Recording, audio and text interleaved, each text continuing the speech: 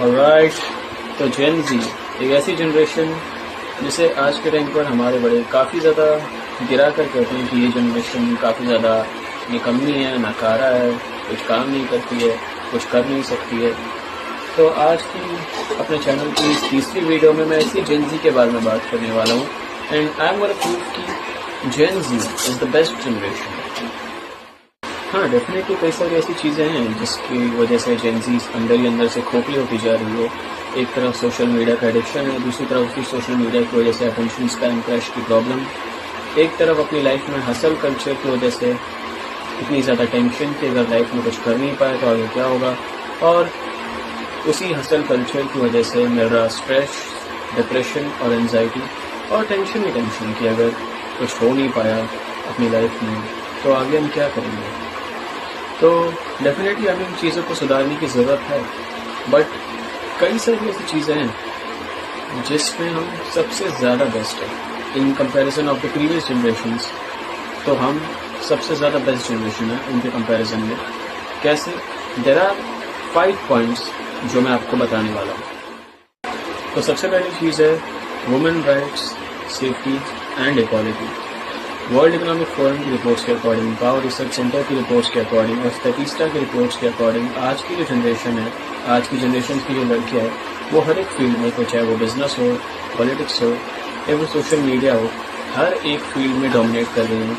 लड़कों के साथ कंधे से कंधा मिलाकर चल रही हैं और साथ ही साथ कई सारी तो ऐसी फील्ड्स में जहाँ पर वो लड़कों से भी ऊपर पहुँच गई है in comparison of the previous generation, जहाँ पर लड़कियों को काफ़ी ज़्यादा सप्रेस किया जाता था, उन्हें घर में बंद करके रखा जाता था, उनके अगेंस्ट वायलेंस देखने को मिलता था।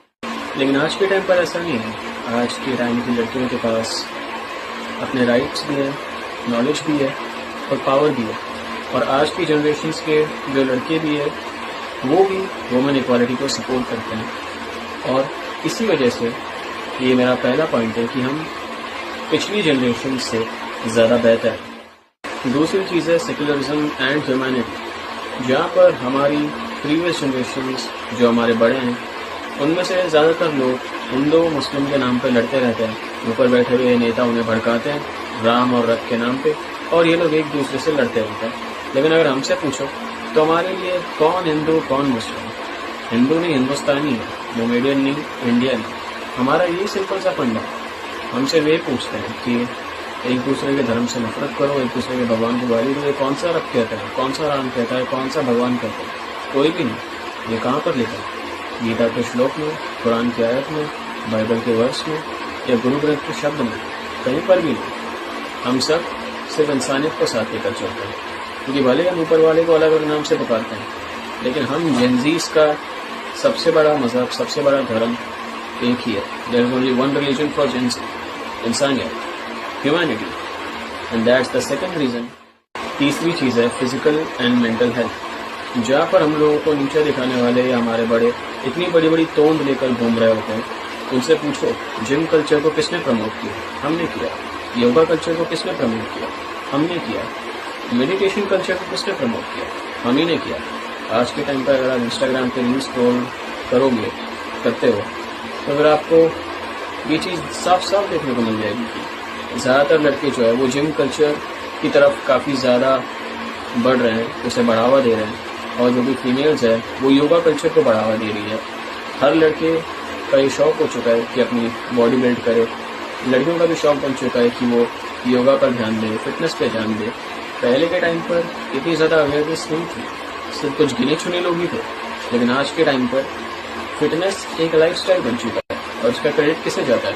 हमें जाता है, क्योंकि फिजिकली और मेंटली स्ट्रांग होना बहुत ज़्यादा अच्छी बात है, बिकॉज हेल्थ इज़ वेल्थ। चौथी चीज़ है अवेयरनेस एंड सोशल रिस्पॉन्सिबिलिटी। जो जेन जी है उन्हें अपने राइट्स पता है, उन्हें दुनिया की नॉलेज है, वो जानते हैं और समझते हैं कि क्या सही है क्या गलत है। जो सही है उसका साथ देते हैं, और कहीं पर भी अगर कुछ गलत देखते हैं तो क्या करते हैं? सीधा वीडियो बनाते हैं, एक्सपोज करते हैं, सोशल मीडिया पर अपलोड करते हैं, ताकि गलत करने वालों की असलियत पूरी दुनिया को पता चले।